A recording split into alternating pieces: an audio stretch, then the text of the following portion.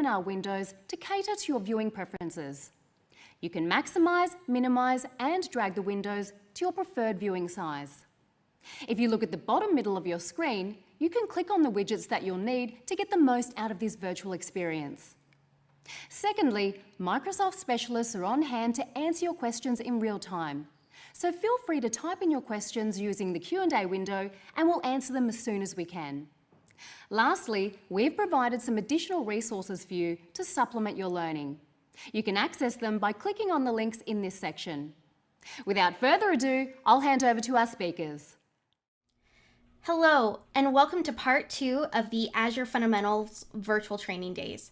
My name is Chelsea Lee, and I will be your Azure Technical Trainer today as we look at modules 4, which cover security, 5, which is compliance and trust, and then finally we'll close out the day with module 6, which is pricing and some of the support options within Azure. In part 1, you had an opportunity to take a look at some of the core features of Azure's with Lorraine. You got a nice overview of the cloud computing, no matter which cloud provider you use. And then in module 2, you dove in a little bit deeper into some of those core service and the architectural components of Azure. And then finally, you closed out with looking at some of the solutions and services that Azure can help you achieve. We have a lot of information to cover today, all in hopes of preparing you for the AZ900 exam. So let's go ahead and jump right into module 4. As we jump into module 4, there's a couple things that I want to point out. In this module, we're going to be looking at some of the key features in Azure Security. However, in no way are we going to be covering all the security options within Azure. It's just absolutely impossible. We even have some advanced role-based courses such as AZ500 that spend an entire week on security. And in some of our other classes, we're spending an entire day on security. So the fact that we're only going to spend, maybe an hour on security today, please know that this in no way is the full security offering within Azure. But we'll take a look at some of the key features and how you can use defense in depth to your advantage as you're looking at your Azure environment. So to start off, let's take a look at security tools and features. One of the best tools within Azure is the Azure Security Center. And this is really a great place to start when you start examining the security of all of your Azure-based solutions. And what the Security Center is, it's a monitoring service that provides threat protection across all of your services, and you can even connect this not only to Azure, but also to your on-premises data centers. Now, with this, it provides continuous monitoring. So again, this is through all your cloud workloads, and it's automatically applying new security services as it's coming online. And because it's continuously monitoring all your services, you're going to get these security assessments that allows you to identify potential vulnerabilities in your workload. And one of the best things is it provides just-in-time access control for these ports, which helps reduce your attack, any type of surface attacks, because it's ensuring that your network only allows traffic that you require. Now this comes in two different options. The first one is the free tier, and this is something that's automatically included in your Azure subscription. This is limited to only assessments and recommendations of your Azure resources. So if you are interested in connecting this to your on-premises data centers, you may want to look at the standard tier. Now this tier provides a full suite of security-related services, and this includes continuous monitoring, threat detection, just-in-time access control, and so much more. So as you are setting up security within your Azure environment, it's important to know what you need to protect your resources. Let's go ahead and jump into the portal really quick. You had an opportunity to explore the portal yesterday with Lorraine, but I would like to go to the Security Center. So you have a couple of options the way that you can get there. Again, you can either search it from the portal menu, all services, the search bar up here. But the nice thing is the Security Center will be on your toolbar on your main home page.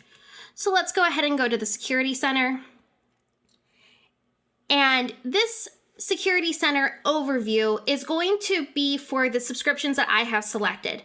So just remember, you can see your directory up here and what subscriptions I currently have. So I am going to choose to look at our Contoso hotels. So let's go ahead and filter to that. And what it's going to do is it's going to provide me with an overall security score. And you can see it's based off of policy and compliance, our resource hygiene, threat protection, and so on. Now, for the exam, you won't have to go in and identify any issues or how to figure out how to remediate them. More, I just wanted to show you what you can find in here. So for example, if we wanted to go down to our resources, security, and hygiene, we can actually see, wow, there, according to the recommendations from the Security Center, we actually have 71 unhealthy resources. Let's take a look at what they might be. All right, so as we go through, we can actually see we have some vulnerabilities. Now, for example, we want to do a vulnerability assessment done on our SQL servers. And you see this little button here that says Quick Fix. The great thing about the Quick Fix is it will automatically go through the remediation steps for you. So you don't have to do anything at all to follow through on that remediation. Now, once you see the remediation steps, you can see the logic, so the Quick Fix, the logic behind it, or if you wanted to take the steps yourself, you can do that here through manual remediation. Now, with any of the recommendations in the Security Center, whether they're policy or security hygiene recommendations, it is up to you whether or not how you would like to address them. As with anything with Azure, whether it's Monitor or the Security Center, all of this here is to give you support and it's all based off of the best practices from Microsoft. But again, this is a really great tool, especially as a little bit later in this module, when we take a look at governance, your policy score here will let you know where you are with any of your other compliance offerings or where you are with your policies that have been implemented. We'll come back to that in a couple of minutes.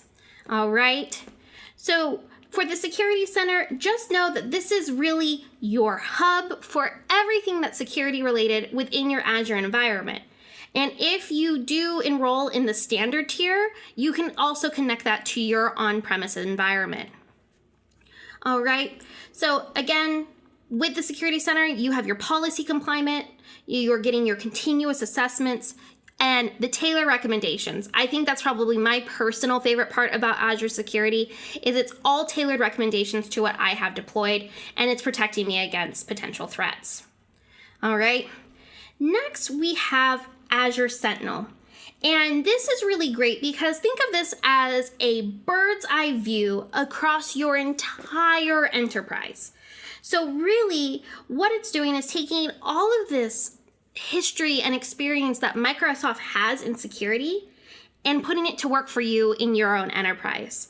So it allows you to implement threat detection and your responses through artificial intelligence. So that way you're not having to maintain any type of infrastructure setup and maintenance with security. So it can be elastically, so remember it's automatic, so you can elastically scale to meet your security needs while still being mindful of costs and in some ways lowering costs.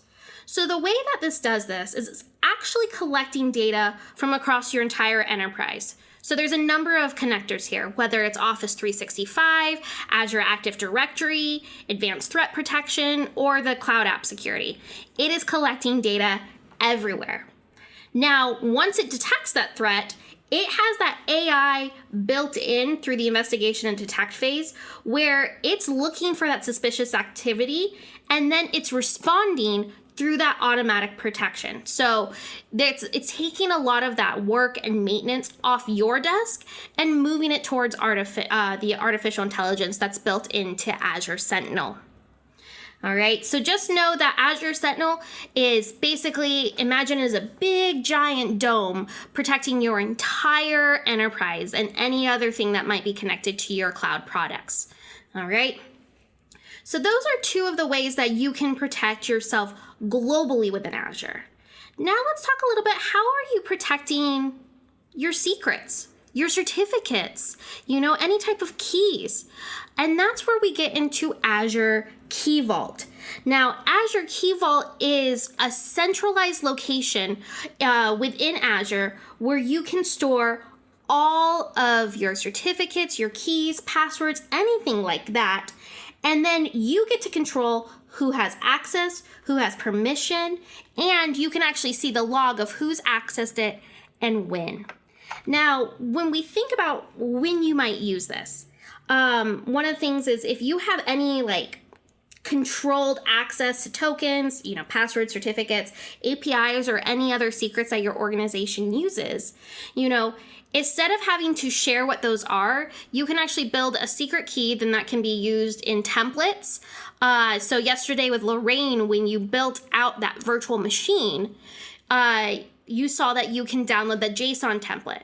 If you were to download that JSON template directly from after she created it, you would actually be able to see the username and password right in that template.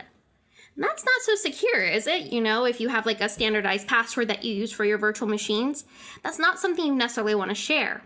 But instead, you can share, you can set up a secret key through Azure Key Vault that will then be loaded into that JSON template. That way, other people can take advantage of that template without knowing any of your passwords. All right. So key thing for this is that you get to monitor the access and use of anyone who is downloading or accessing these company secrets. You can control who can see what. And it's really great because you can integrate Key Vault with other Azure services, whether it's a storage account, container registries, event hubs, and so many more. So what I would like to show you just real quick is how you create a Key Vault with a secret. All right, now that we're back in the portal, remember Key Vault is just like any of our other services. You can choose to access it from the portal menu, the search bar. I happen to have it in my recents, so I am going to go ahead and select Key Vaults and then add. Now, like any other service, we do need to select our subscription as well as a resource group. I'm going to create a new resource group because everything we do here today will be on the same life cycle. So I like to keep everything organized by life cycle.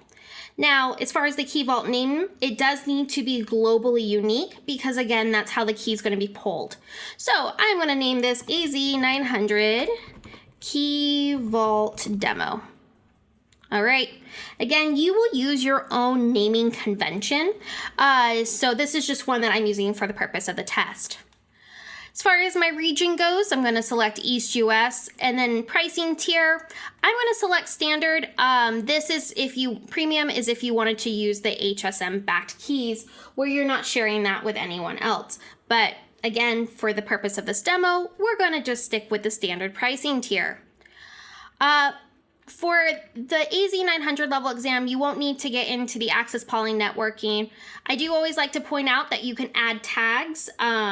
Remember when we looked at the virtual machines yesterday, you have the option to add tags, which is just that name value pair, adding that metadata, really good for billing and reporting options. So let's go ahead and move into validation, and we're going to select review and create. Give me an overview of everything. We have that option for that JSON template if we'd like. I don't need it here, so let's click create. Now that deployment is automatically in progress. The Key Vault isn't very complicated, so we'll just give it a minute here to deploy. All right, and our deployment is complete. You see I got it up in here in my notification bar, but because we didn't leave the deployment page, I'm going to go ahead and select Go to Resource. Now we are in our Key Vault now. We have a couple of options when we are uploading any keys, secrets, or certificates. And you can see we have our options here underneath settings. Now I do want to point out one thing with certificates. One of the great benefits of it is that it makes it easier to enroll and renew certificates from public certificate authorities, and it allows you to scale up and replicate in different regions that actually use any type of standard certificate management tools. Not going to get into much more detail other than that, but just know if you do use those certificates, Key Vault is a great solution for you. Let's go ahead and select keys, secrets. And I am going to select generate or import. And this is where I am going to create a new key. So I'm going to call this AZ900 secret. All right. And the value, I have our super secret value here, and I can say super. So I have our super secret value. All right, having fun with this. Of course, you would have your naming convention, and it wouldn't be as simple as this, but this is where you can select an activation date or an expiration date. I'm not going to do that here, but if I only wanted this secret to be available for maybe the next week, I can choose to set that expiration. All right, it's enabled. I'm going to click create. All right, the AZ secret has been created. Let's go in there. Now, when we see the current version, you can see I have my secret identifier here. And part of the reason why I needed that unique value is you see in the URL here, this allows me to share the secret with the applications that need it without actually giving away what the super secret value is. Now, because I am an admin in this account, I have access to this button that shows secret value. If I did not have the right permissions or the access within Azure, I would not be able to see this. But I'm going to go ahead and show the secret value. You can see Azure is the best. So that was the secret value I did for our demo. But now what it does is the Azure Key Vault has logged that I have revealed the secret value. So if maybe I was doing something less than good and I was collecting those values, this would actually log, and if I wanted to as an admin go in, I could see it. So that is the Key Vault. The key thing for the exam is make sure that you know that it is for secret management, key management, and certificate management.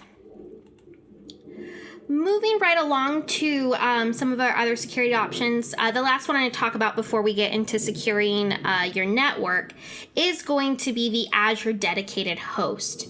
Now, what this is, it's a service that's actually providing a physical server, and it can be hosting one or more virtual machines, but it's only dedicated to a single Azure subscription.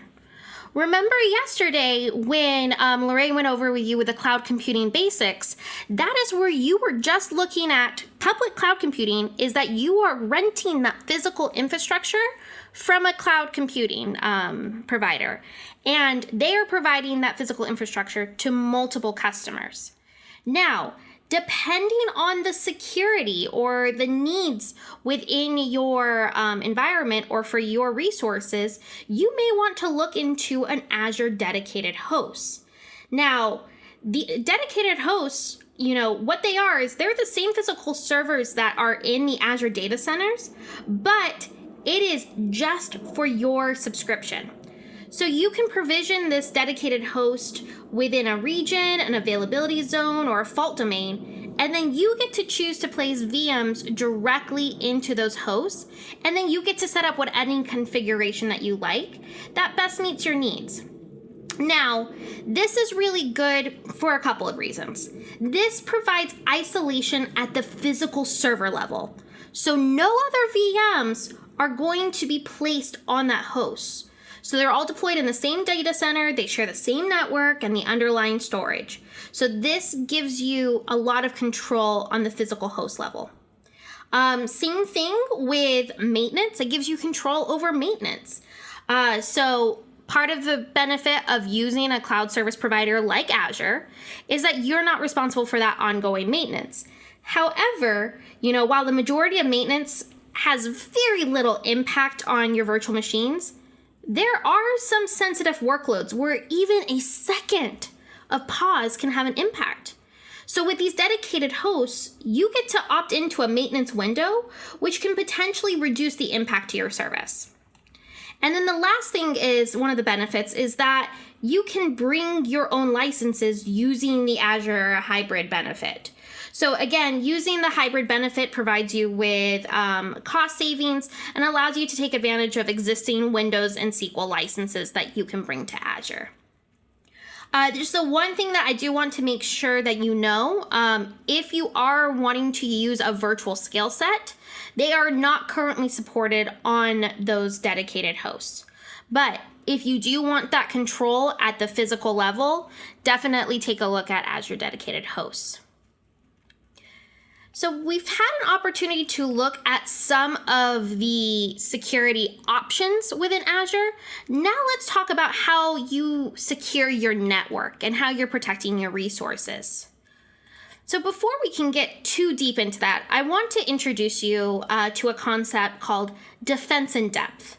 And what this is a strategy that employs a series of mechanisms that are designed to slow the advance of an attack that's aimed at acquiring unauthorized access to your information, your data, your resources. But think of it this way. Each layer provides protection, so even if one of these layers is breached, there's a layer right below it to help prevent any further exposure. Now, what Microsoft does, it applies a layered approach to security both in the physical data center and across all of the Azure services. So really, the objective in Defense in Depth is there to protect and prevent information from being stolen from individuals who aren't authorized to use it.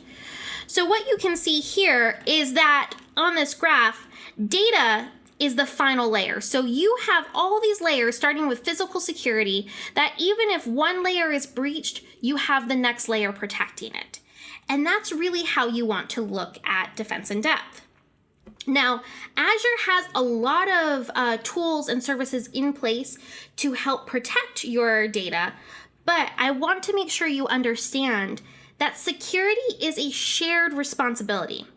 Now, how much of that responsibility falls on Microsoft versus how much falls on you as a customer? Well, that depends on what type of cloud service that you're using. So when we look at the shared security model for security, you'll see that there's some overlap from when we looked at it from the version of IaaS, PaaS, and SaaS that Lorraine covered yesterday. Now, in your on-premises data center, you are responsible for everything from the physical data center all the way up to the data and governance. Now, when you start to look at IaaS, PaaS, and SaaS, specifically starting with infrastructure as a server, that's, where you are leveraging the lowest level of service, and you're just asking Azure to create virtual machines and virtual networks. So at this level, it's still your responsibility to patch and secure your operating systems and software, but you're also responsible for configuring to make sure that your network is secure. Now, you're asking Azure to just take care of the physical level. So you're asking them to protect the physical host, the physical network, and the physical data center. But outside of that, you're responsible for everything else. Now, moving to platform as a service, you're outsourcing several of the security concerns there. So Azure is taking care of the operating system and most of the foundational software like database management systems. And with here, everything is updated with the latest security patches. And you can even integrate it with Azure Active Directory for access controls. And we'll talk a little bit about that later. But because you're not building out the entire infrastructure, you're doing more of that point and click or running automated scripts, you're able to bring very secure systems up and down and scale them as needed. But you'll notice the application protection, it's actually a shared responsibility. So it's not a full pass off to Microsoft. Whereas with the operating system, yes, PaaS, you're no longer worried about the underlying operating system. But you do still have some shared responsibility with the network, the application, and the identity and access. Then finally, with software as a service, you're outsourcing almost everything. So here in this case, they're taking care of the security with the application, the network controls. But again, you have that shared responsibility with identity and directory infrastructure. But I want you to look closely at this graph. No matter the cloud deployment type, you always own your data and your identities, and you're responsible for helping secure those data and identities. And I just want you to know, regardless of whatever type of deployment that you select, you are always going to be responsible for the data, the endpoints, accounts, and account management. So it is a shared responsibility when it comes to security, but those 4 points are always going to belong to you. Now, looking back at this defense in depth, I'm going to focus first on the perimeter layer, or excuse me, the network layer. So we're going to talk about the how to protect your network first. So one of the first ways that you can protect your network is with network security groups. And essentially what network security groups do, it allows you to filter traffic to and from your Azure resources on your virtual networks.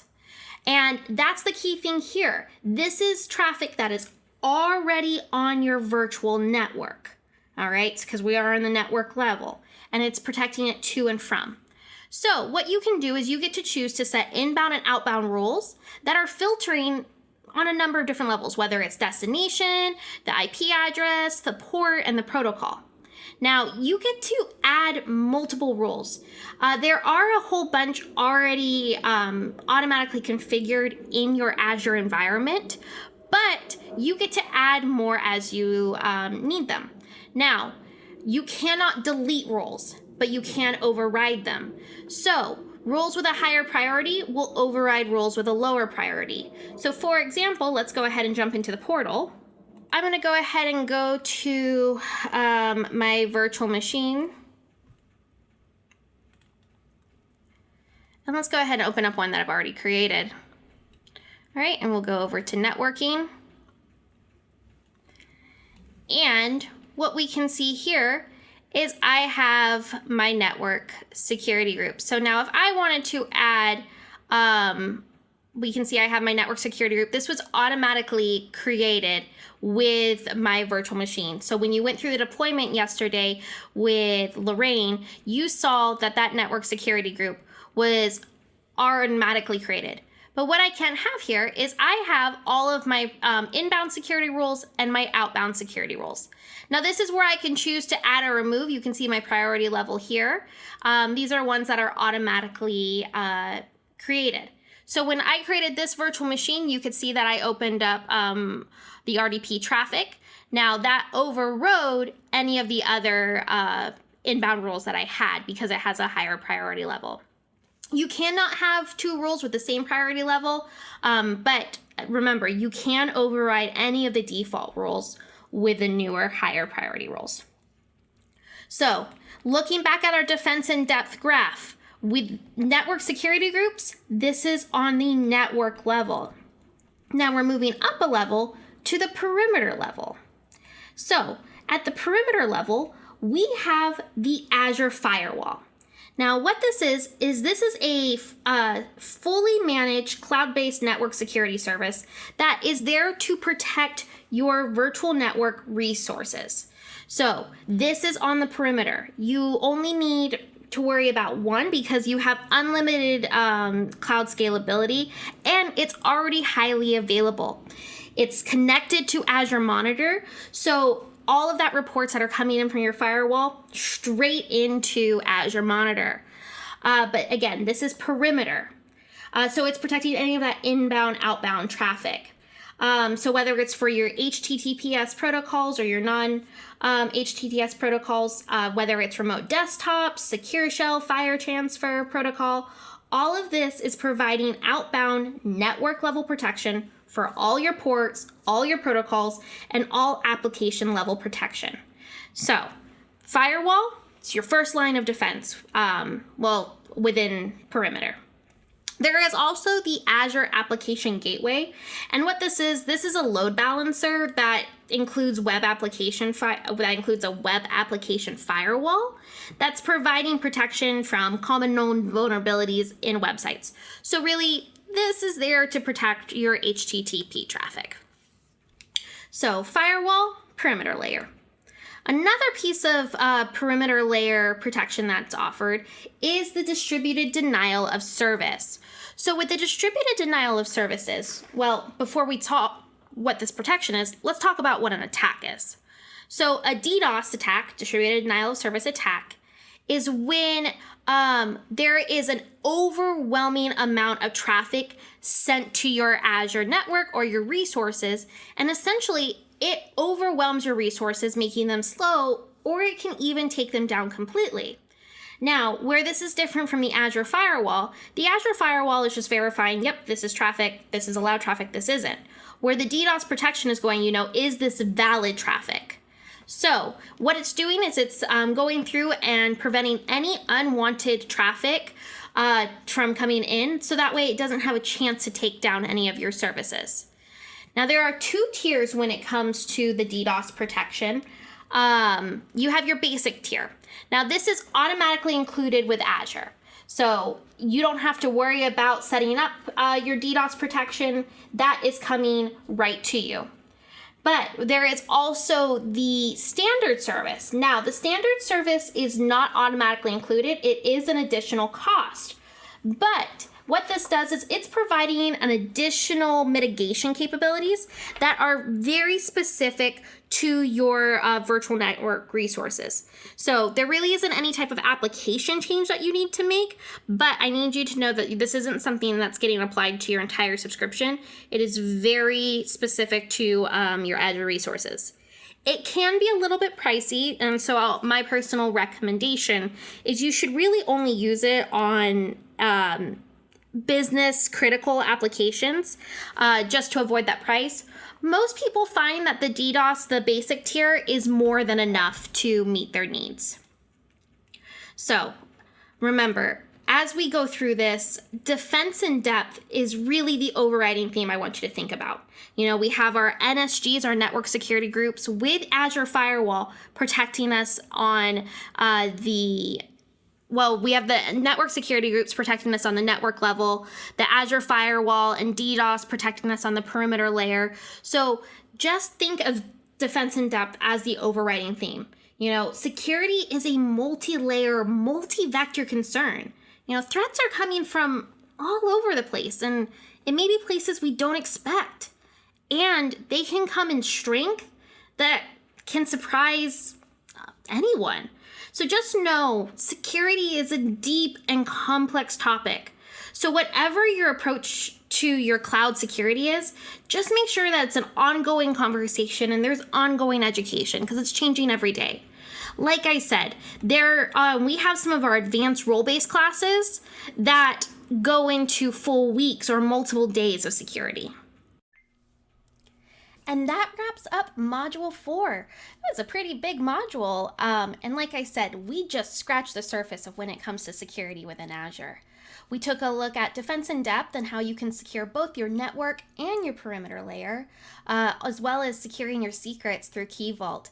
And then finally, we looked at the Security Center, which is a great resource, and it's free within Azure to make sure that you are always up to date with the latest and greatest security features, as well as to make recommendations just to take you a little bit further.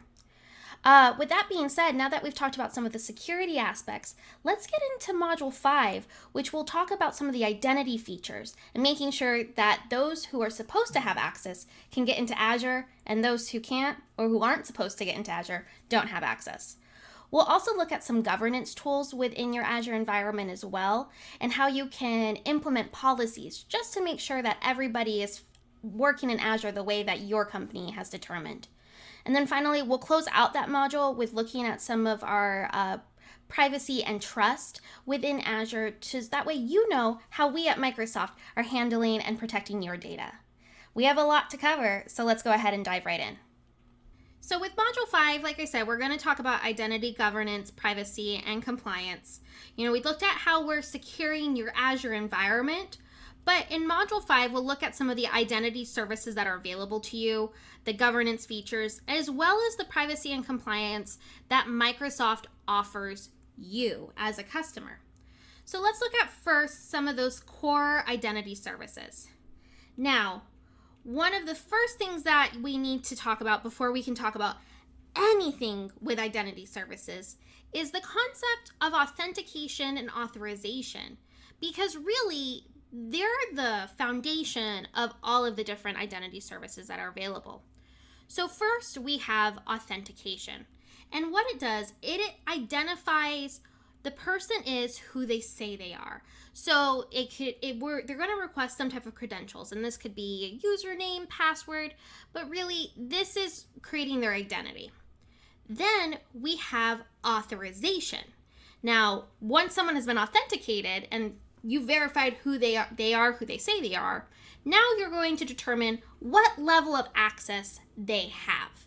And so just because they're able to come in or log into the service, they may not have access to everything. Now, the way that I look at this is I think of airport travel. So with authentication, when I go to the airport to catch a plane, I have to present my boarding pass and my license at the security desk. And they're going to look at the license and say, yep, this is Chelsea Lee. And yep, this boarding pass is valid for an upcoming flight. And so they have authenticated that I can come in and go through the security gates. Now, once I'm through the security gates, that doesn't mean I get to hop on whatever plane I'd like. You know, if I'm going to Kansas, I can't change my mind and say, you know what, I'm going to go to Bali. No, I'm only authorized for a specific flight, which is at a specific gate, on a specific plane, at a specific time. And guess what? Even when I get on the plane, I have a specific seat. So I'm only authorized for a very specific trip. I don't get to pick and choose. So that's how I like to think of authorization and authentication. Authentication, I am who I say I am. And authorization is once I'm in the door, what can I do? Where can I go? All right. So that's really important as you get into identity services. Then with identity services, you may have heard of multi-factor authentication. Now, multi-factor authentication is just another layer of security that is available for basically protecting your Azure environment or any type of Azure or any type of environment. So essentially, it determines your identity by requiring 2 or more elements for full authentication. There's 2 things that you can ask for. Something you know, which can be a username or a password or an answer to a security question. Something you possess, which could be a mobile app, maybe it receives a notifications or a token generating device. Or it can be something you are, and this is like usually some type of biometric property. So it can be a fingerprint scan or a face scan. We see that's pretty common on a lot of phones. So what this does is when you implement multi-factor authentication, essentially it increases security because it limits the amount of credentials that could be exposed. So someone might find out your password. But it's unlikely that they would also not only have your password, but maybe have your token generating device. Or they have your password and they have your face. So again, by using both of these, you're just adding that next level of protection. Now, currently, Azure only supports something that you know and something that you possess. At this time, there is no biometric properties of something that you are. So an example of multi-factor authentication can be when I log into my Azure portal as a Microsoft employee, it asks not only for my username and password, but then it's going to send a notification to my phone. And then since I have my mobile phone set up, I have to log into my phone and validate, yep, this is me attempting to log in. Now, this isn't part of the multi-factor authentication, but to log into my phone, it has to scan my face.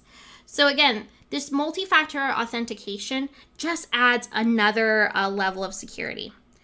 You can use it as part of some of the other Azure service offerings, or it can be purchased as a standalone. So contact your Microsoft account rep to discuss more, but just know that this provides another layer of security. So now that we have the foundations of identity services, let's talk about Active Directory, or specifically Azure Active Directory. And you might be pausing going, wait, hang on, did this replace my other Active Directory? And it did not. Azure Active Directory can be used in addition to your regular Active Directory. Now, Azure Active Directory is the cloud-based identity and access management service.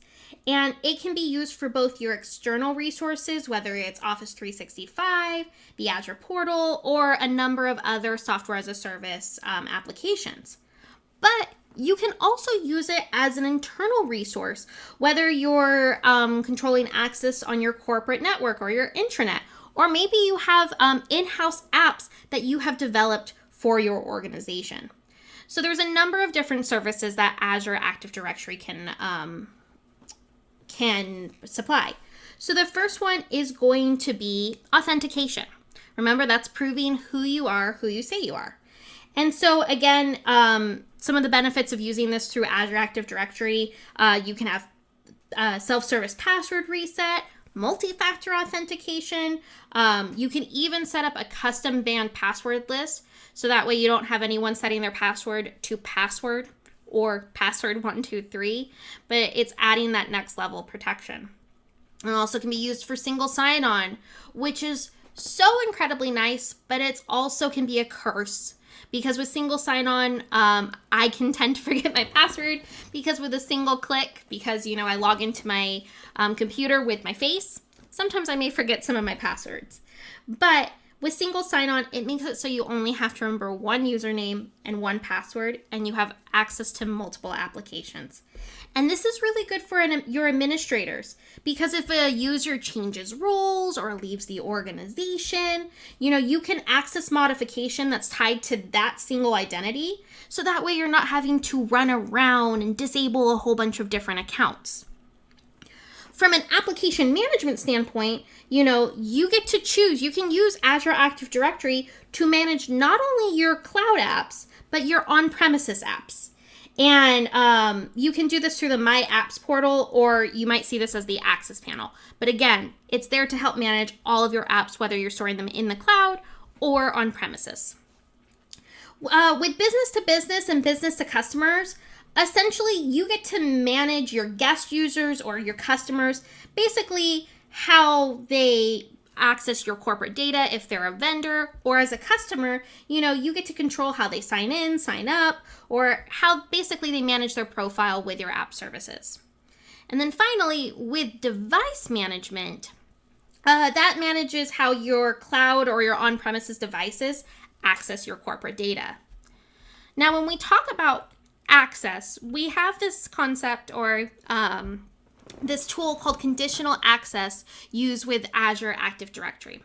And essentially what this does, it allows your organization to have different identity signals to determine what apps, what data users can access depending on the type of user they are, their group membership, where they're located, what device, the application, if there's any type of risk.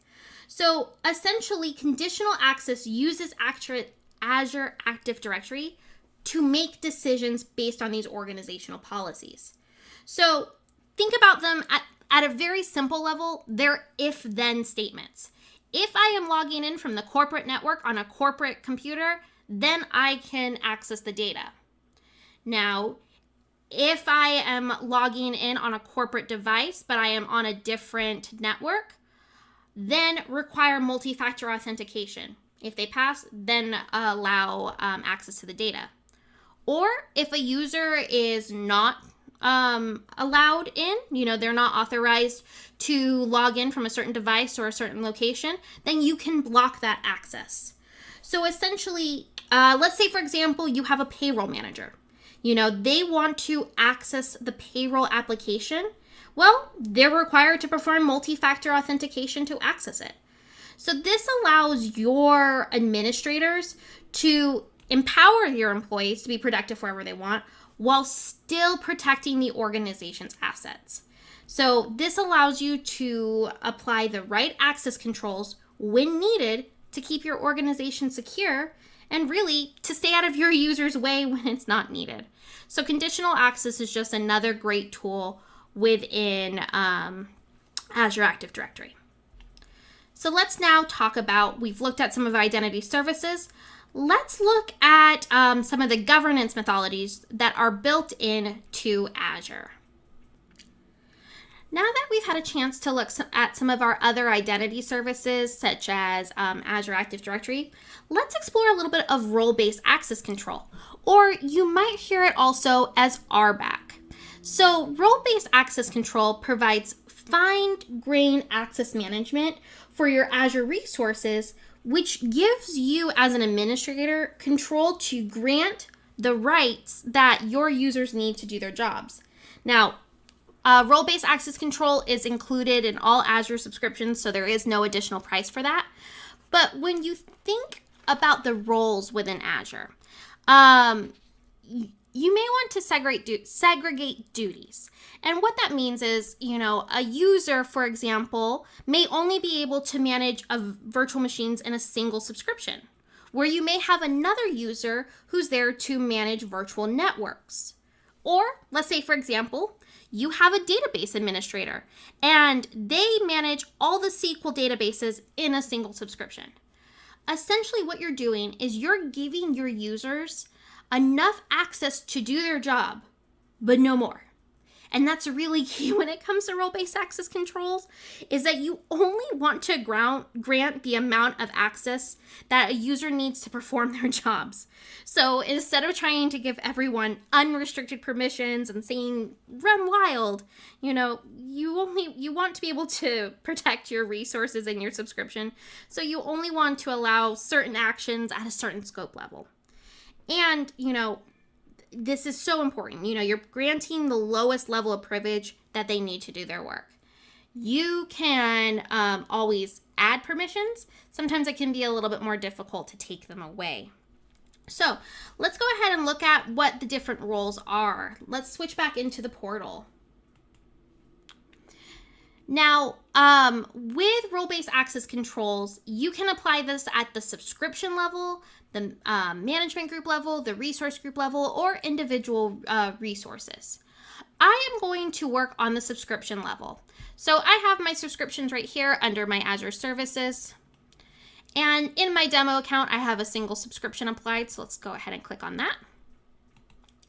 And your access control is managed underneath overview. You'll see it on no matter what resource. You'll see access control or IAM. So I always think of it as I am who I say I am. But this is where you can add different roles. So let's go ahead and look at the different role assignments that you can add. So when you select a role, you have a choice of owner. So you can see this grants full access. So this is doing absolutely everything. I would be very, very, very careful with owner, because then they can kick you out and take away your access.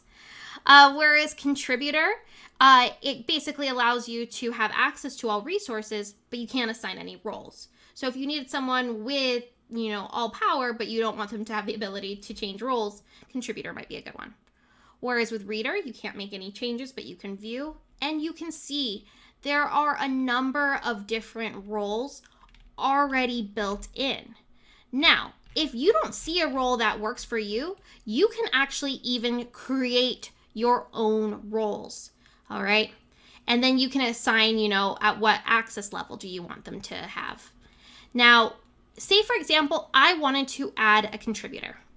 Now this is my demo account, so I am going to add my work email address, and you can see that this user will be sent an email that enables them to collaborate on the default directory. And so I'm going to go ahead and select my email. I'm going to select save. So that sent an email to my work email address, letting me know that I now have access as a contributor to this entire subscription, which means that I can access all the resource groups and all the resources in there. Now, for example, if I wanted to look at my role assignments and I maybe wanted to change the role, I can remove.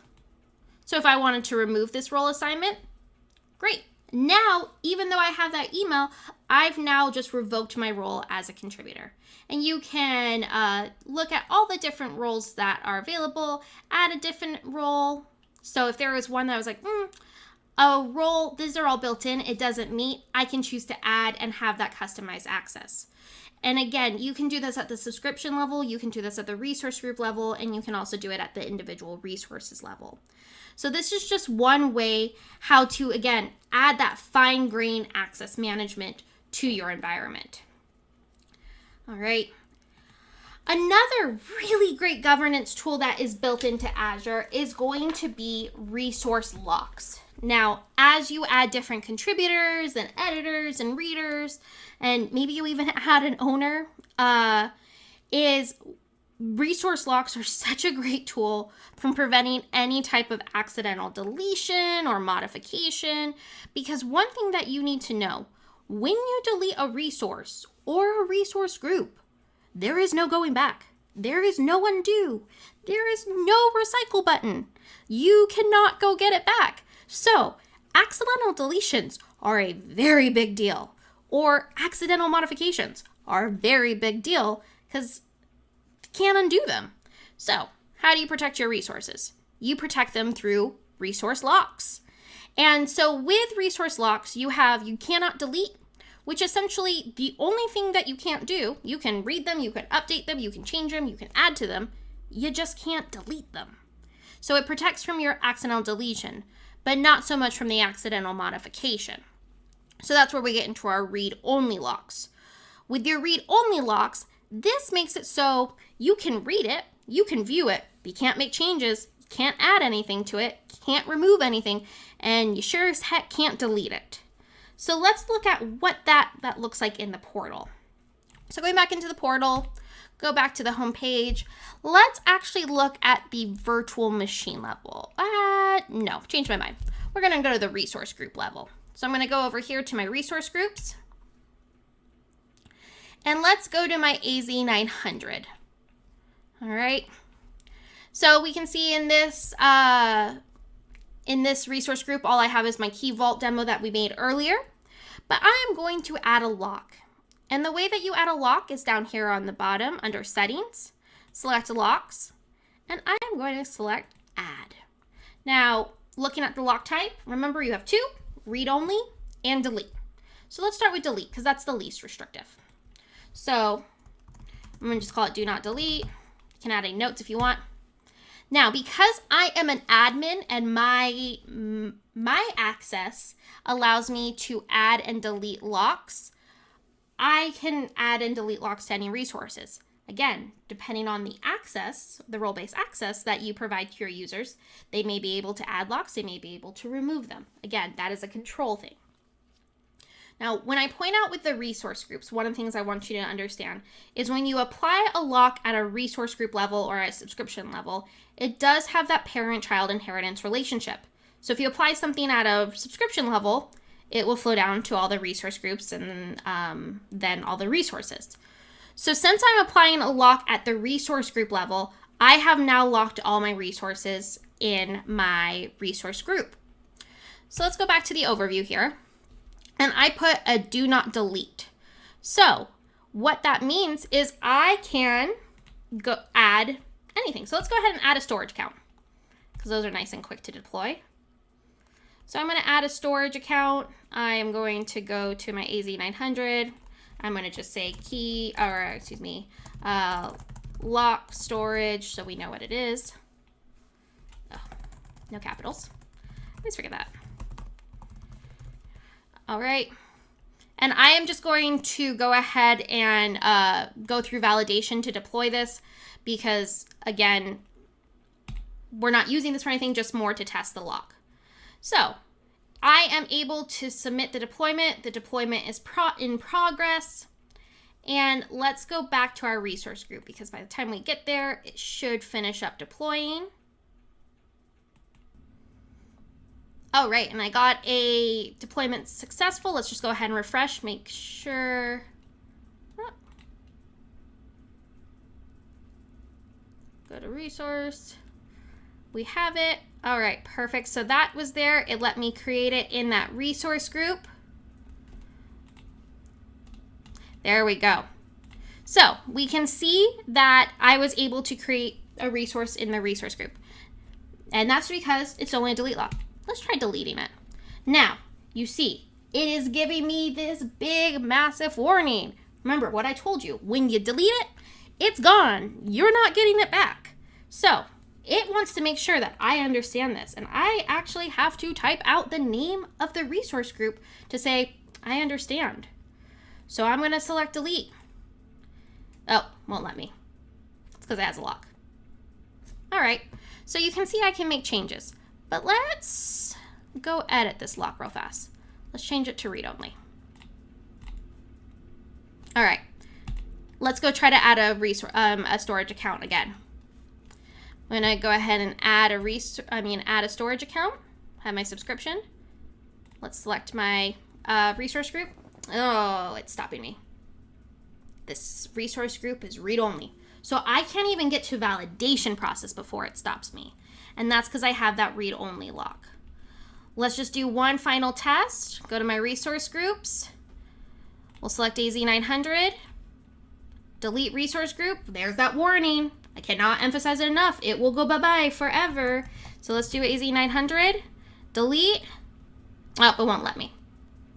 Now again, I can go and remove those locks because of my access, but again, you can control your users to control whether or not they can make any changes on the locks.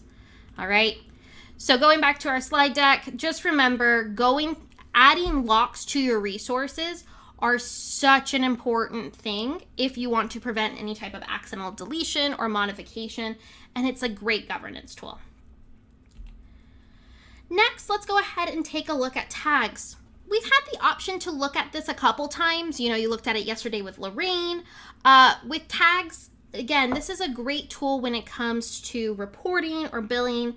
And essentially what you're doing is you're adding metadata for your Azure resources.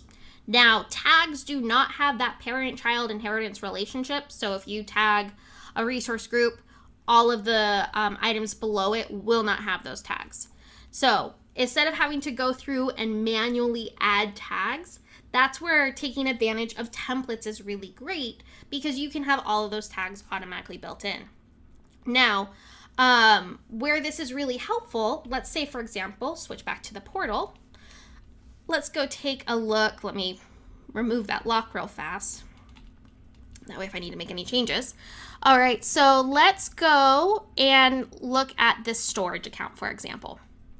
Now we don't have anything in the storage account at the moment, but underneath overview, I can select tags. And this is where I can add that name value pair. So if I wanted to do cost center, and maybe it's 5642 is the cost center, we can have the manager. And let's say the manager's name is Blake. So that way, when I add these tags, if I then get my bill and I go, whoa, this bill is crazy expensive. What happened? And I want to go in and I see, 5642, that cost center spent a little bit more than they should have. What is that? Why is that? And then I drill down even deeper and I see that Blake, the manager, is the one who has spent more. Well, maybe we have a conversation about budget. Maybe we put additional policies in place. Maybe we change access. So again, this is really good for organizing your billing, your reporting. Essentially, it's organizing all of your resources based off these tags, and that name value pair allows you to filter on those. In general, you can have up to 50 tags per resource, but if you're adding a lot of tags, highly recommend that you take advantage of those templates, those JSON files. All right, so mentioned it a couple times, but we have Azure Policy. So what Azure Policy does, this is a really common question that comes up, is how can I prevent my users from maybe selecting a really expensive virtual machine? Or how can I prevent my users from using a SKU that doesn't meet our company standards or perhaps our company policies, or I don't want to deploy outside of these regions? Well, Azure Policy is what's going to be your best support for that, because essentially you get to set what your organizational standards are, and these policies will automatically enforce those across your subscription. Now, like with everything else, you have a choice whether or not you want to apply it at the subscription level, management group level, resource level, or a resource group level. So it is up to you. There are a number of pre-built policies, basically the definition of the policy. So whether you wanted to have like an allowed storage account SKU, maybe it's only specific resources. And again, you can make it only specific people can deploy, allowed virtual machine SKUs. Again, there's a lot of sample or built-in policies that you can choose from. So let's actually go to our resource group. I'm just going to back out to our AZ900 resource group. And I don't have any policies associated with it, but let's actually create a whole policy that applies to the entire subscription. So I actually have it up here in my recently accessed services, but you can find it in the search bar or the portal doc. So let's go ahead and select policy. And this is where you can see your overall policy scores. Now, in my current Azure environment, I don't have anything really crazy in here. You can see I have one existing policy. I'm actually not compliant with it. And I want to point out one thing with your compliance score. When you deploy a new policy, it will not go back and stop anything that's out of compliance. So if I, for example, actually, let's go ahead and build it out. So let's create an assignment and I'll show you what I'm talking about. So I am going to assign a new policy to my entire subscription. So I am selecting my scope here. I can choose to do it at a resource group level if I'd like, but nope, I'm going to apply it to my entire resource group. I can then choose to add any exclusions if, like, maybe, for example, I wanted to exclude my AI 100. I can do that. But for this one, nope, I'm going to include all of my resource groups. Now, with the policy definition, I'm going to use a pre-built-in definition. So I am going to actually look specifically for a location. So I'm going to just type in location, built-in, allowed location. So you can see this is basically restricts where I can deploy resources. So I'm going to select allowed locations. I'm going to leave the name.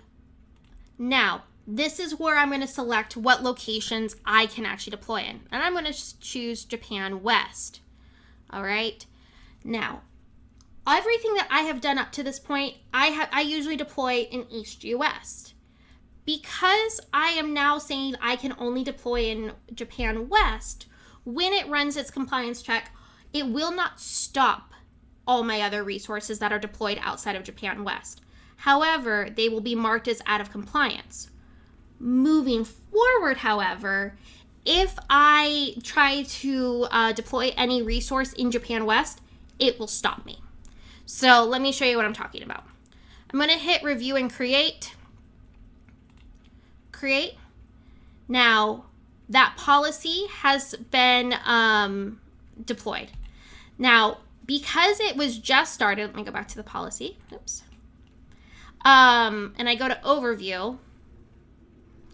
You'll see that it says not started. So right now it says I'm 100% compliant. That's not the case. Probably we'll go back and check in about 30 minutes to 45 minutes. It would show, I probably have a number of my resources that are out of compliance. But you see that it's not started.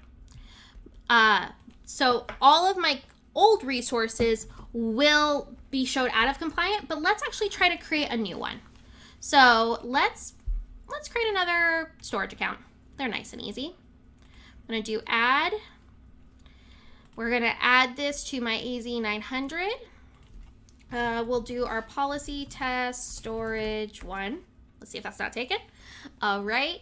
I'm going to just leave everything as is.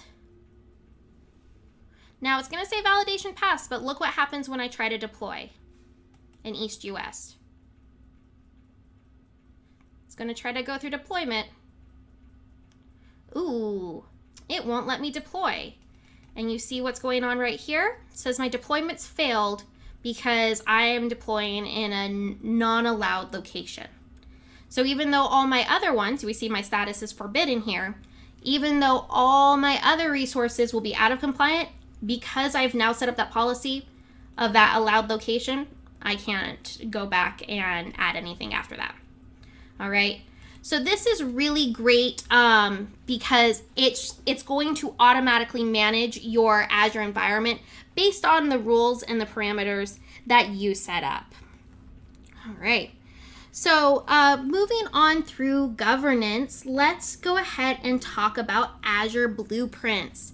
Now, this is something, if you are part of the DevOps team, you will love Azure Blueprints, because essentially what it does is it makes a blueprint of your Azure environment, and it saves all of your existing role assignments, the policy assignments like what we just set up, any templates, any resource groups, and it allows you to deploy test environments or development environments very quickly, where you're not having to go through the entire build out of setting up an Azure environment. So this is really good when you have to test different things. This allows you specifically when you're looking at compliance or you have your already built-in components. Again, it's just there to help orchestrate different Azure resources specifically for your development team. One thing I want to point out is Azure Blueprints are a little bit different from your Azure Resource Manager templates.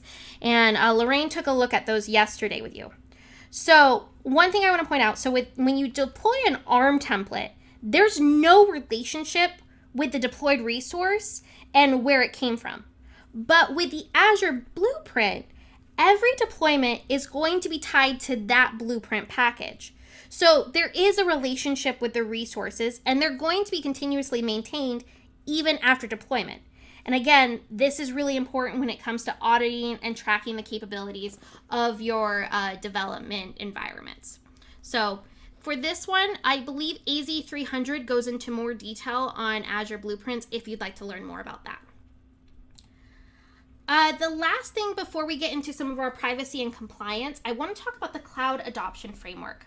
Now, this is a great tool if you are new to Azure and you would like support or best practices on how to implement Azure in your own environment. So essentially, this is the Microsoft approach to implementing Azure. And there's so many tools from both employees, partners, customers that have been all put into a Cloud Adoption Framework tool that will provide guidance as you go through. This is something that can be really helpful if you've never worked in the cloud before, or if you have a large workload, or you just don't know where to start. Do I want to do a lift and shift? Do I want to re-architect to make my applications PaaS compatible? What do I need? So this will help you go through everything that you need to set up your Azure environment. Highly recommend. Now that we've looked at some of the the governance, I want to talk about the compliance, privacy, and the data protection standards that are offered to you and your data when it's stored in Azure. So one of the first things that we have to talk about is security, privacy, and compliance are at the foundation of everything we do here at Microsoft. So everything that we design, every service that we design, security is built. Security is part of that development process. So we want to make sure that we're always providing you with the latest and greatest security tools. And we took a look at some of those in the last module. Next is with privacy. We want to make sure that not only we're meeting our contractual obligations to you, but we also want to be transparent. And we'll take a look at the Trust Center in a little bit, so that way you can see, we provide all of our audit reports these are third-party audit reports that you can download and see what we're doing, where we provide other resources. So not only we want to give you the control over your data and provide you with that privacy, but we're transparent in what we're doing with it. And last but not least, we are global. That's one of the benefits of going with the cloud computing provider. But we are very aware of local laws, regulations, and we want to provide a comprehensive coverage with all of our compliance offerings. Now, with our compliance offerings, we have quite a few. So when we look at our documentation, Azure actually provides the most comprehensive set of any compliance offerings from any cloud provider. And I mean, this is including our certificates, our attestations, all of that. So no matter what cloud provider you're going with, there's a couple of questions that you need to ask. One, how compliant is the cloud provider when it comes to handling sensitive data? You should know that. Next, what are the services that are offered by that cloud provider when it comes to compliance? And how can you deploy your own cloud-based solutions and still remain compliant? Because it is, at the end of the day, your responsibility to make sure that your resources are compliant.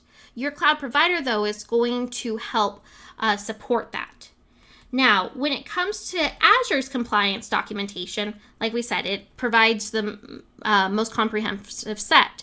And we have global compliance offerings, U.S. government offerings, industry, and regional. And you can actually see all of that at in our docs.microsoft. But when we take a look at the Trust Center, I'll show how you can pull up all of that compliance documentation. All right. Like we said, privacy is also huge. So not only we want to make sure we're compliant, but we want to make sure that you as our customer or anyone who interacts with Microsoft knows what we do with your data, how we process it, why we're processing it. So all of that can be found in the privacy statement. And pull that up again, the Trust Center, which we'll look at, will have all of this information. So not only with the privacy statement, we also have our data protection addendum.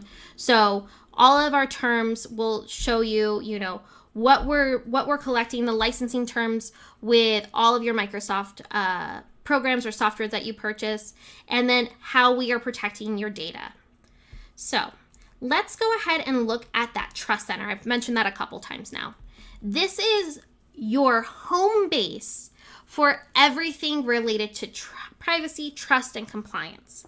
Not only that, there is curated reading material or documentation or reports specific for those who may be in manager roles, administrator roles, anybody who works in risk, legal.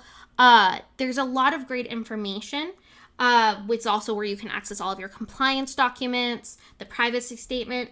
So let's go ahead and take a look at the Trust Center. All right. So the way that you get to the Trust Center is by going to www.microsoft.com/Trust Center. And let's just take a look at a couple of the items that we looked at first. So we talked about our compliance documentation. So if I go up here to compliance and I click on compliance offerings, you can then search for all of the different compliance offerings that we offer through Azure. Now, one of the things I do want to have you know is that not every Azure service offers every single compliance offering. For example, we do have a separated instance of Azure specifically for US government. So non-US government Azure will not offer a FedRAMP, for example, but it's not needed outside of US government. So that's just one thing to keep in mind. But that is where you can find all of your compliance offerings. Going back to the Trust Center, we also have our privacy statement. So this is where you can go and actually check out the full privacy overview. And you can read the privacy statement, any of the data that we collect, as well as additional resources. So if you want a little extra bedtime reading and understanding where your data comes from, the Trust Center has all of that here for you. The other thing, like I said, this is where we have our compliance scores, all of our audit reports, all of that is available to you to download, to read. And again, like I said, these are third-party audit reports that allow you to see how Microsoft is stacking up.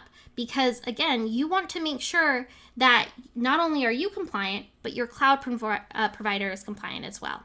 So this is really a great site to come in and explore. You can read from the blog. Brad Smith is also a really great person to check out his blog. again, just so much information and additional resources.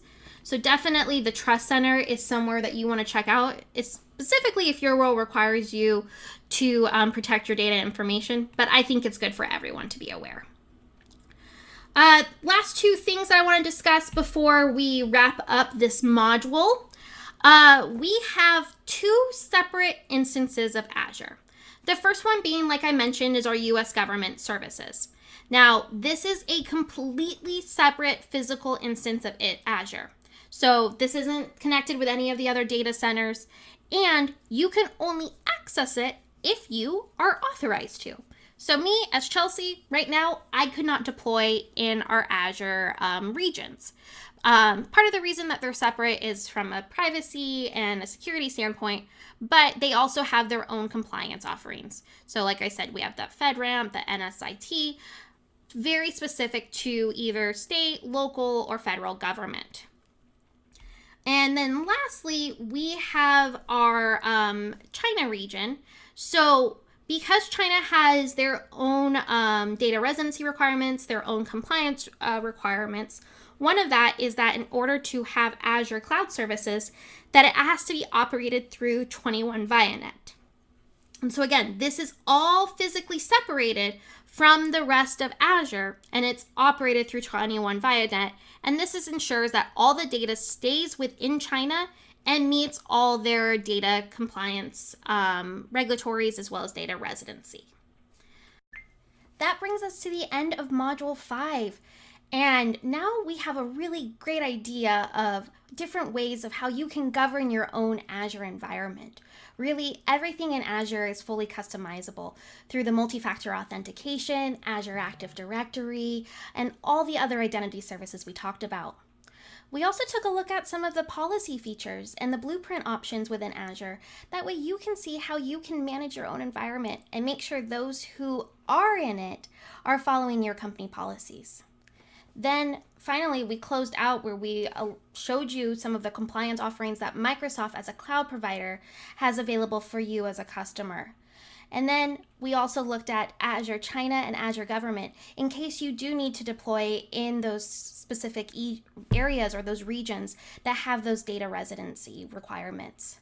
It's been a busy day so far, so why don't we go ahead and take a quick 10-minute break, and then we'll wrap up with our final module, Module 6, which is pricing and support. I'll see you back here after the break.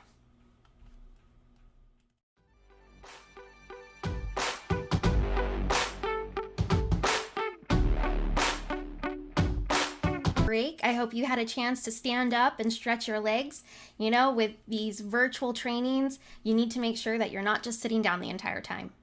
But let's go ahead and wrap up our final module of the day, which is Module 6, Azure Pricing and Support. And even though this may not be something that you are required to do in your job and figure out the pricing plans for your Azure environment, it is important that we touch on it because it is on the AZ900 exam. So what do you say? Let's dive right in. For our final module of the day, we're going to look at Azure Pricing and Support.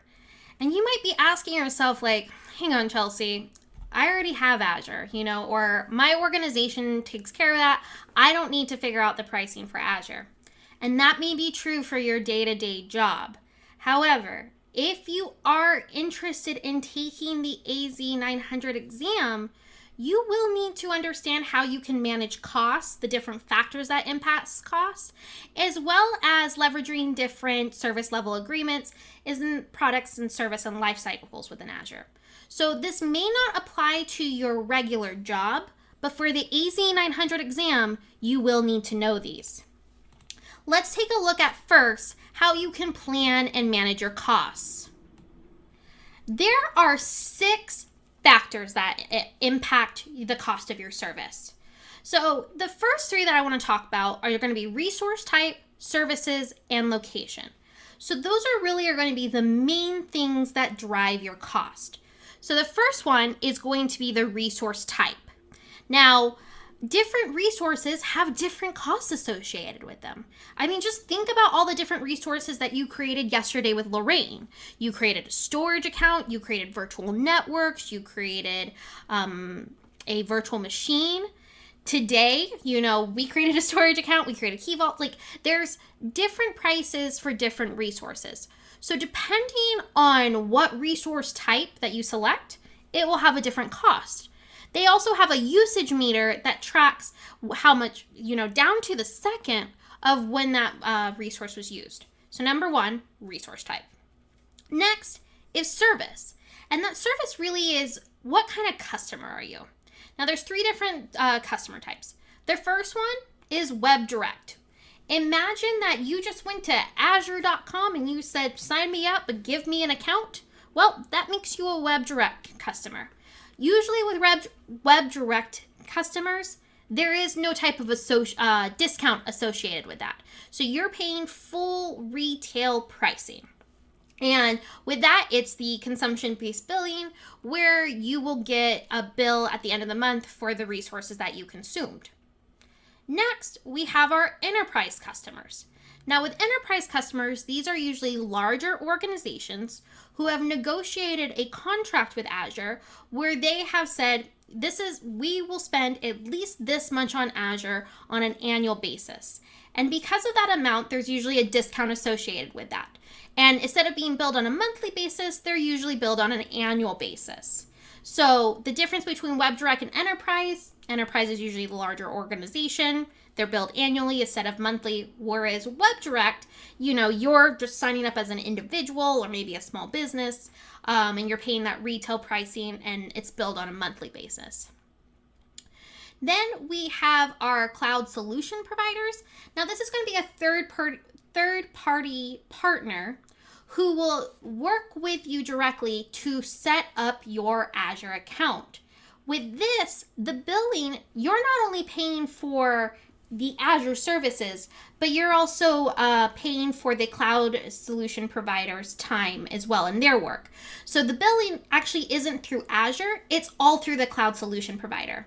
Normally, that one does have a slightly higher charge because, again, your cloud solution provider, they have their business and the work that they're charging you for on top of the Azure services. So that is going to impact your costs, the type of customer you are. Finally, is going to be location.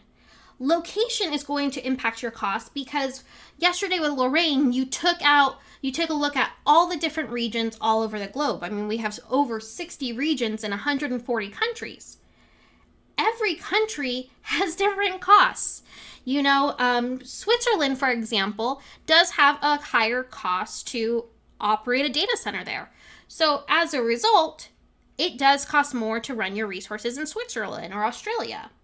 But for example, East US is actually a lower cost region. So where you deploy your resources is going to impact the cost. Our recommendation is if you can deploy your resources in a lower cost region, definitely do that because that will save you money in the long run. Now, so when we talk about resource type, services, and locations, those have a definite direct impact on your spend or on your cost. But we also need to take a look at bandwidth. So depending on how your data transfers are going.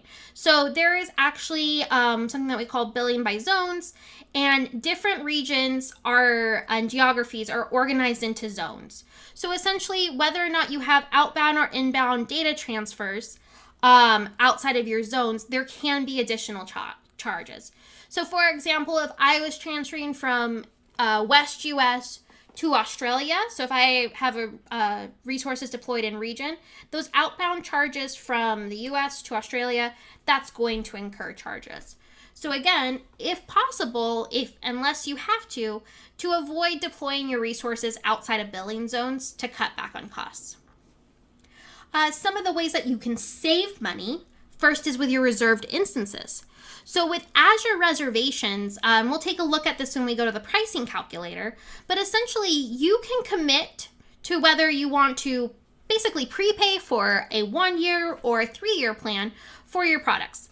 And essentially this can actually have a massive savings. I've seen it up to like 70-something%, but essentially instead of doing the pay as you go, you say, you know what, I'm going to need this virtual machine for at least the next 3 years. And I don't want you to think that you are locked in forever with that virtual machine. Like, say something changes. Say something that, like, ooh, I ended up not needing it.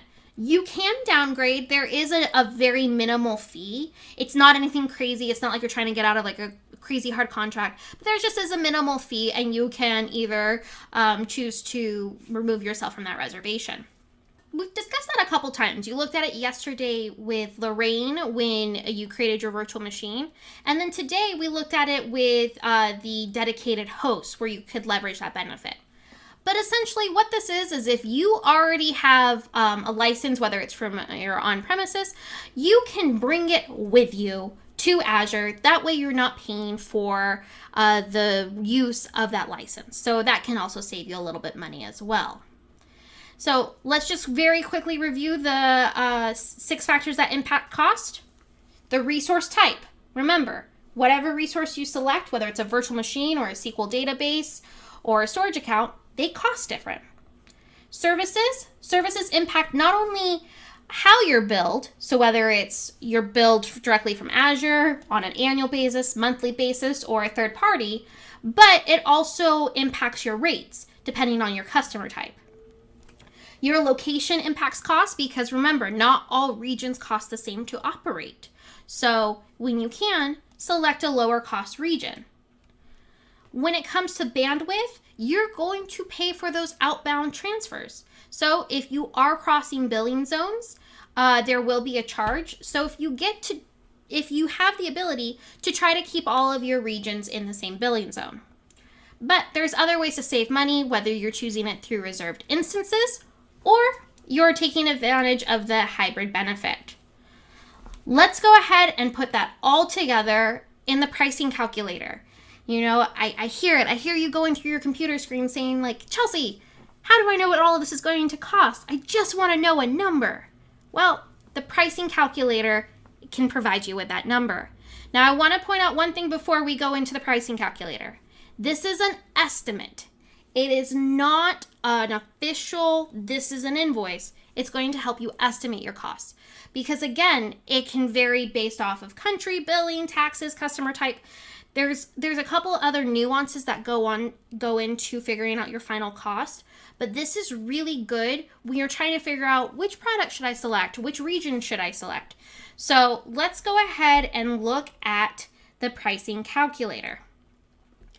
So the pricing calculator here, let me zoom in so it's a little bit easier for you to see. It should look a little bit familiar. It looks a little bit like the All Services menu from the portal. And that's because this allows you to basically put together an estimate that you can save or export to Excel of all the services that you're looking to buy. So let's go ahead and go to Compute and let's price out a virtual machine. All right, so let's go ahead and view. And again, you can add multiple, but I'm just going to do a pricing for a virtual machine. So not changing anything, just as is how the calculator popped up, what you will see here is that the pricing for a virtual machine with an operating system Windows in the US region running 730 hours a month as a D2 will cost you $152 a month. Let's talk about some of our things that impact cost. So the first one, resource type. You know, virtual machines have a different cost. Versus, let's just, for giggles, let's add a storage account. And so this is going to add it to the same thing. So a storage account costs $20 a month. So just by looking at the virtual machine itself, there's a different cost. So resource types impact cost. Second, let's look at location. So let's just play around with this a little bit. So West US, that's the region closest to me. But let's go to East US and where I've been deploying. So let's do, we're at 152.57. Let's see what East US does. It drops it down a little bit. Now, you know, I always pick East US. All right. Let's go, let's go to Norway. Okay, Norway's a little bit more expensive. Switzerland, let's see what Switzerland is. 172. Okay, so Switzerland's cheaper than Norway.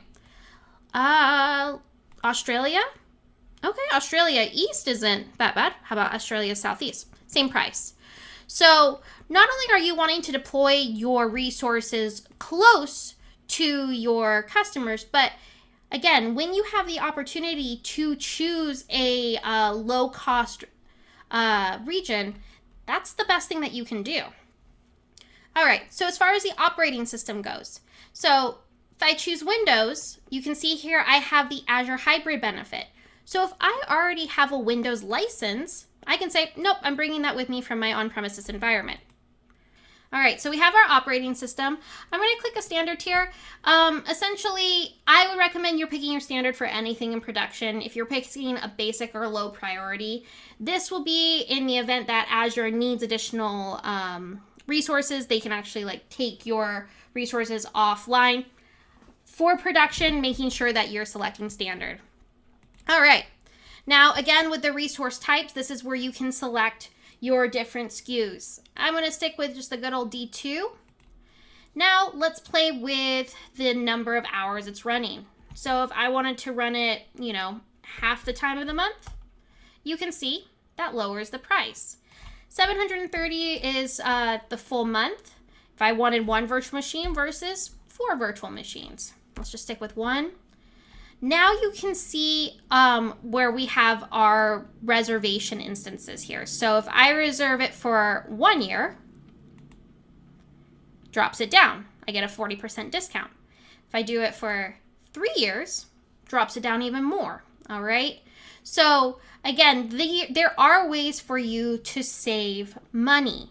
Now, when you want, you can actually export this and you can share this as an Excel document. You can share it with others on your team. So I'm going to just hit and save. Oh, I'm not logged in. But if I was logged in with an Azure account that has pricing, I can actually save this estimate to my account. Now you'll see here that these are not your actual quotes. It just depends, because by day, there could be a change in the service, your currency, and the key thing here, type of agreement. So type of agreement, what does that mean? Customer type. Are you web direct? Are you enterprise? Are you working with a cloud solutions provider? So again, all of this is going to just be an estimate. You can work with your Microsoft rep to get a more clear estimate or a better, more specific quote. All right. But this is a really great tool if you're curious about roughly how much is that going to cost me. Now, you might be asking yourself, well, wait, is that really going to save me money compared to doing it in my on-premises data center? And that's a really great question. So we have what's called the total cost of ownership calculator. And this total cost of ownership calculator, you do need to have some information about your workload. So if you don't have information on how many servers you have, your databases and storage, plus your cost, electricity, rent, this may not be the best tool for you.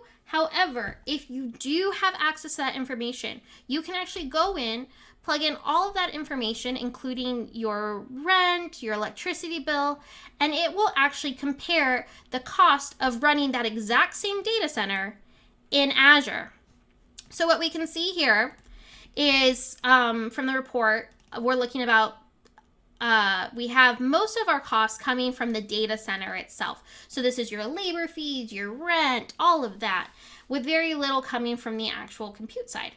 If we were to switch it over to Azure then, running this exact same workload, you no longer are paying for that data center. Because again, when you work with Azure or any public cloud computing, you are not paying for that physical infrastructure, or you are taking advantage of having someone else run that physical infrastructure for you.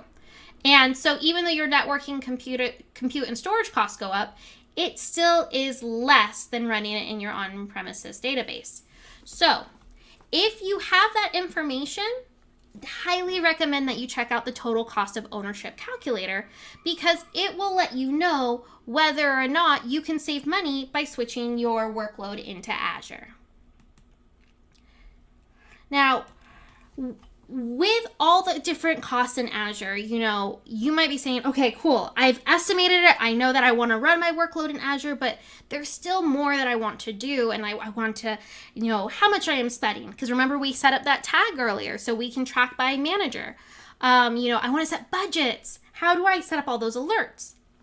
And the Azure Cost Management is the tool for you.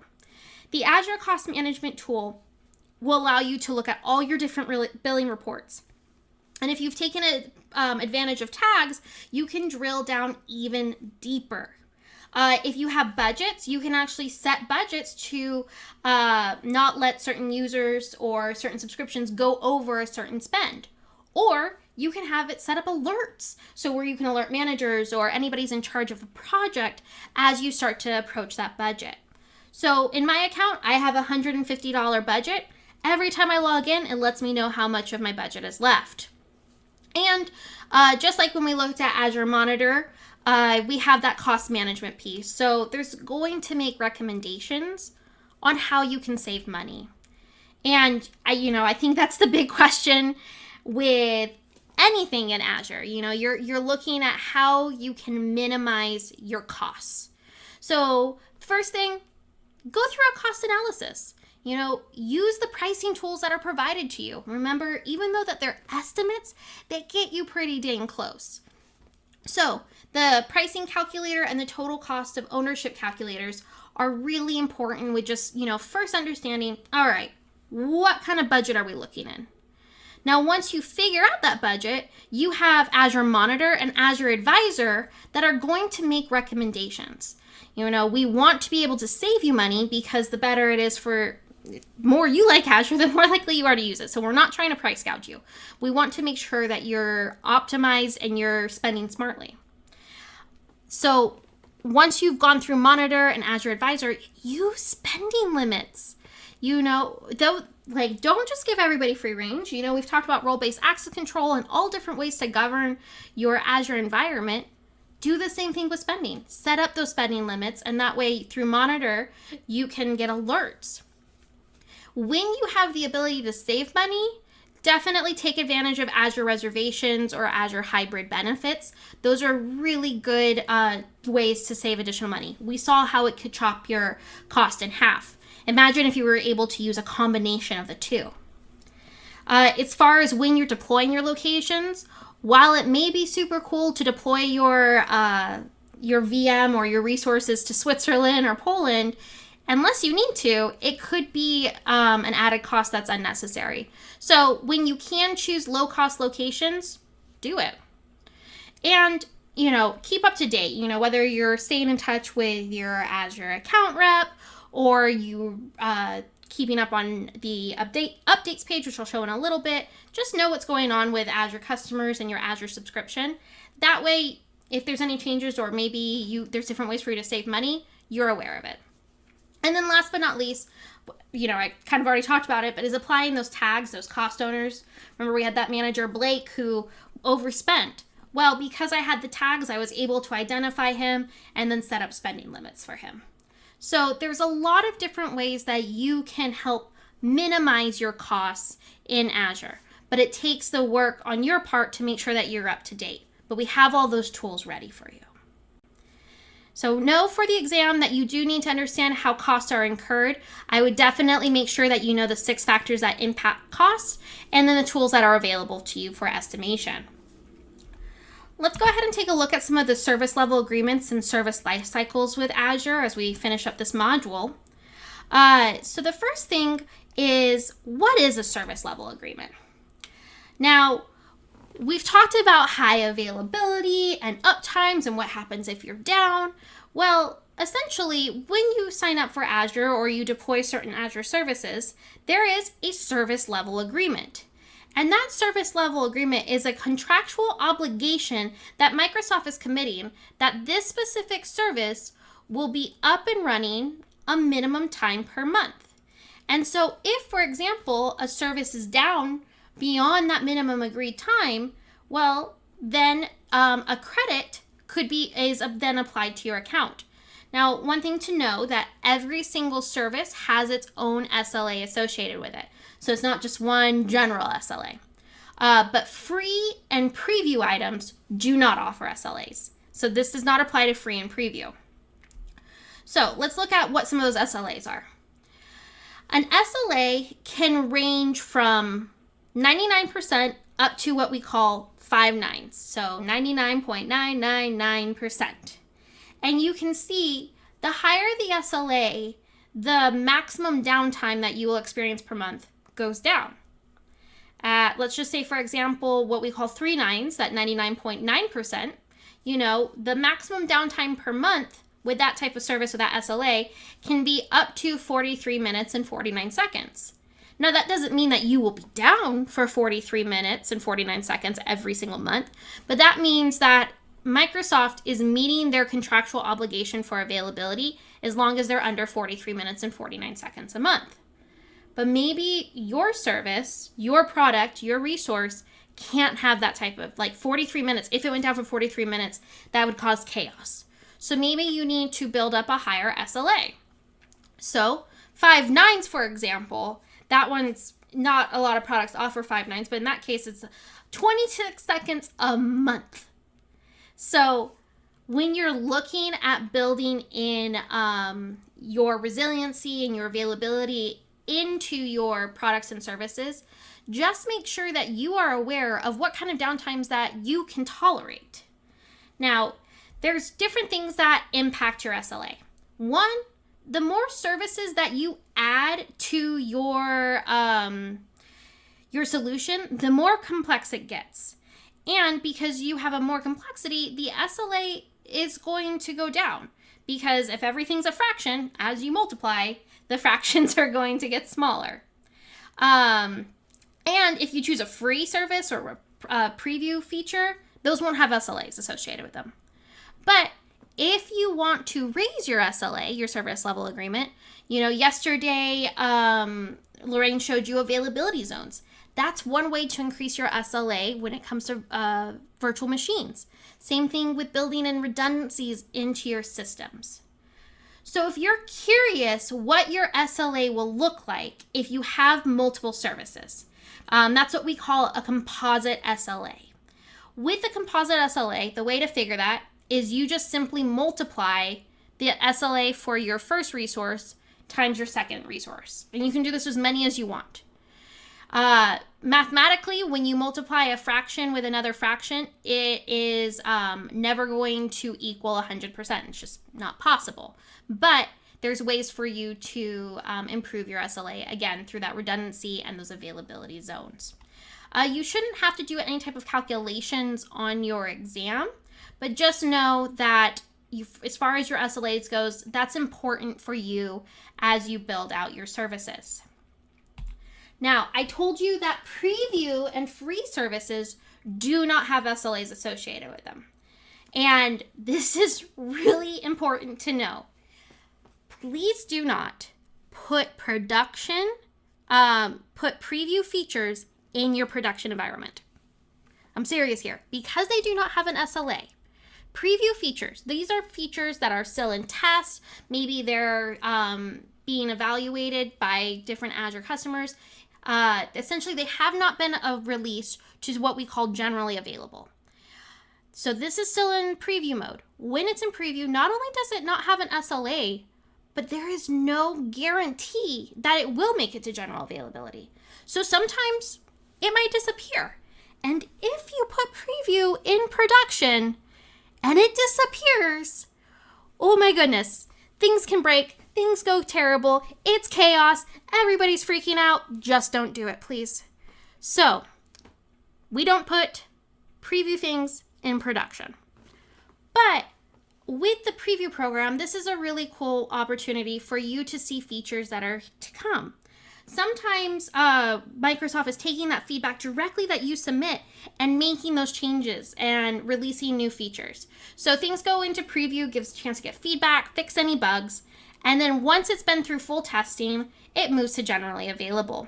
And after that's completed, then, then if it has an SLA associated with it, it will get one, and then you can put it in production. If you're curious, like where you are on the status of the preview features, this is where you can actually check. There is an Azure Updates page. And let me actually pull that up for you. So the Azure Updates page allows you to either subscribe to the RSS feed, and this is where you can search keywords of any products that you're using. So if you see a preview feature that you love and you're like, where is it? You can search for it here, and you can see whether it's now available, if it's in preview, or if they're currently working on it. And again, you can browse by feature or the different update types. So this is a really great feed to save if you're curious where you are in the update, or in the preview pipeline. But just know, as long as it's in preview, does not have any type of SLA associated with it, and you do not put it in production. So there we go. You made it. You made it to the end of Module 6, our final module for all of AZ900. And this could be a brand new module to you if you've never priced out Azure before. So remember, the pricing calculator is your friend. If you're ever curious roughly what it's going to cost, go out to that pricing calculator and get that estimate. Same thing with the total cost of ownership estimate. If you're looking at making that transition from your on-premises database or your data center into Azure. Great tools that are available, and as well as understanding that the factors that impact your cost. A couple of other things that we took a look at is the updates within Azure. How do you know when the latest and greatest new features are coming out, so you can subscribe to that RSS feed. But that's everything that we have for you. I'm so happy that you were able to join us for 2 days full of information preparing you for the AZ900 exam. If you need a quick refresher, or if you wanted to test out your knowledge, I encourage you to check out the full learning path that has all of the information covered from both Part 1 with Lorraine and everything that I covered with you today at aka.ms/azfunpath. There is supplemental reading, documentation, videos, as well as those handy dandy knowledge checks. But as you prepare for the exam, I wish you nothing but the best of luck, and I can't wait to see those badges that you earn and you post them to your LinkedIn and other social media. Have a great day, and we'll see you soon.